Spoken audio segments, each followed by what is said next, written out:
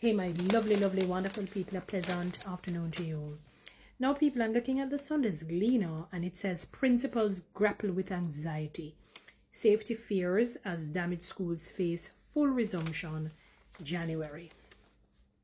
All right, so with schools set to fully reopen in 2 weeks, anxiety is mounting among the principals of some hurricane-damaged institutions. As they grapple with unclear repair timelines, safety concerns, and limited communication from education authorities. Across Western Jamaica, school leaders say the absence of structured communication and predictable repair schedules has left them struggling to balance the urgent need to resume classes with concerns about students' safety, learning loss, and long-term social fallout. Linvern Wright, principal of William Knibb Memorial High School in Trelawney and the head of Jamaica's Association of Principals of Secondary Schools, JAPSS, says administrators are being forced into makeshift arrangements while trying to prevent further disruption to already fragile learning outcomes. I literally was about to speak on that while reading it, when they say makeshift arrangements, because in my mind I'm thinking, you know what? The children have to learn. And I'm thinking on the days of like even my mother and grandmother. They never had the beautiful buildings. Before hurricane, we're talking now. The beautiful buildings, some of them will tell you they probably had to learn to write on the outside, had to use some funny things to write, to use as pencils, and paper, you don't even know if it's parchment paper, the tough ones, and so forth. The thing, how they had to learn, it is unbelievable. And many of them have come out to be stalwarts. You know what I mean? To be some dignitaries, to be notable and esteemed people, the illustrious individuals that we see them today. And you'd be surprised what they had to learn to read and write from. Maybe sometimes they had to sit on the outside because inside was just not conducive. Because I was thinking that they could get a tarpaulin. I mean, tarpaulin is up, but when it's like it's way up, very airy, not low, where it becomes, you feel the heat coming down on them, and they're on the outside. If the buildings are not conducive, they get some chairs, and if they're some makeshift desk or whatever it is, chairs, and the children learn. They have to, because if you are to wait until a proper structure and the infrastructure are built up, believe you me, the children will be left behind, and we have to safeguard our future. I've just read something about the low infertility. It was, in 2000 it was 21.7, and now it is 11.4 in terms of the drop of the fertility, the birth rate. It is low. So can you imagine, the birth rate is low. So the little youth that we have here, we have to safeguard them and put them in such a state in which they can learn, so that they can help in later years with the growth, the productivity, and the development of the country. You do not want them to get set back, because sometimes, in some cases, when they get set back, it's a permanent setback. If you listen to people who are uneducated and they're not accomplished, they will tell you, boy, I remember when I wanted to go to school at the primary level and they didn't get the chance, and it just never worked out since then. It never worked out since then. So you don't want that. I know it. I can only imagine. I don't know. So let me change my words. I don't know how difficult it is. But one of the things that I know, that when you're going through difficulties, you have to fight. The world it's about survival of the fittest.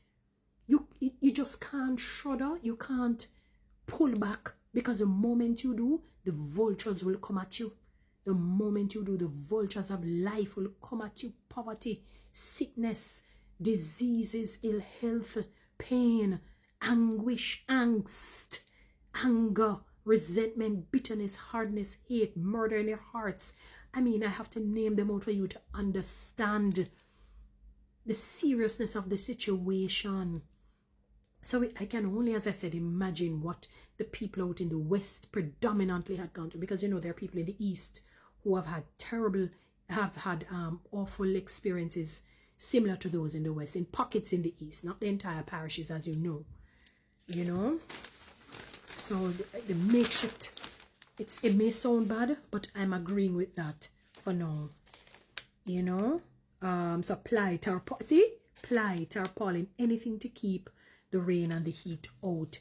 And there are a lot of people donating, you know, and they can donate things at whatever can become like a table to the children, you know, and a chair to them. I would just pray that the chair is not so tough where it becomes too uncomfortable. You know, we just pray that the chairs aren't tough. Like they get, you know, they get more little, when they're donating and purchasing chairs, they get something a little softer. You know, if that is the case, you may have to have frequent breaks so that the children don't sit on a hard thing too much, you know, because that can be quite uncomfortable. But Wright stressed that the crisis extends well beyond his campus. These are schools like Anchovy High where both campuses were badly damaged, he said. Some schools have been devastated, and yet principals are expected to plan without knowing when work will begin or how long it will take. Wright estimates that restoring basic infrastructure at William Knibb Memorial, including electricity, technology, fencing, and water, will cost close to $9 million. That does not include the cost of full roof replacement. My heart goes out to you, but principals and everybody, as I said, I can only empathize and sympathize. I can't imagine what you've gone through. But one of the things that I understand that challenges and difficulties have actually taught me, you have to fight. You have to just not give in, no matter how bad it looks. You have to just fight and just not give in. You just have to do that, you know, because it makes no sense that you sit and belly ache over, oh, there is no proper infrastructure, there's no proper this, proper that. Can you imagine, all right, suppose you have to wait and all of that, and you hear that it's going to take another year, year and a half. Can you imagine children sitting out for so long not learning? You have to just probably use it as a, let me put it this way, let it kill all the birds with the one stone. It's like a distraction while it is an enhancement to the children. So they're learning, and it takes it, for the moment, it takes your mind off the current realities, because you don't want every day as you get up, you're thinking about the devastation. Nobody wants, you don't want to damage your cells, you don't want to damage your blood, spoil your blood, so to speak, by just constantly thinking on the negative. You know, many of us are going through different difficulties and that are very bad, you know, but you have to find a way that you're going to say, I'm telling myself that I'm going to inject some happiness, some fun, some laughter, some joy. The Bible says a merry heart does good like medicine. We know that it is costly. It's going to be costly. It's difficult, but you just try somehow. Change your dress code. Someone in the hoop a jacket and tie. You can't do that. You may have to just wear a shirt and a pants. The kids cannot, obviously the uniforms are things, so they wear regular, whatever they have. They wear it, shorts, a blouse, it doesn't matter. It's about learning. The clothes is not learning. It's a brain. So those little, and you know, those little things that used to bother you, you have to block that out now. Forget that, and teach your picking how to learn to read and write, good penmanship, the basic phonics, whatever stages there are, the child is, you just let them learn in accordance to, or in accordance with. Can't constantly think on the negatives right now. I know it is very difficult, but you have to fight. You just have to fight. At an initial meeting was held with affected principals in November, at which school leaders asked for regular updates, clear timelines, and ongoing consultation. Since the meeting in November, principals have largely been left in the dark, he said. At the JPSS, President Wright said he has received repeated calls from school leaders across the island expressing frustration and concern. Principals are calling, wondering what is happening, because they're hearing nothing, he said.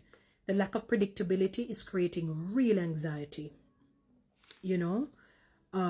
So Wright pointed out to confusion surrounding donor assistance, noting that schools with willing donors have been instructed to hold off while approval processes remain unclear. I wouldn't say that, to be honest with you.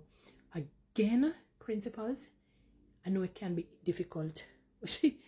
I can only imagine. I know what it is when things are tough and things are tight and you see no way out. You understand? For some of you who don't believe in prayer, now is the time to do that. Now is the time to do that. You pray, but you still act, you move. But don't leave the children out. Use it while it enhances a child's growth and development, use it a little bit as a distraction from just thinking about the constant decadence. Guys, you know what to do. Read TikTok and YouTube. Subscribe. Give me one of those lions and follow me on Instagram. Have a good one.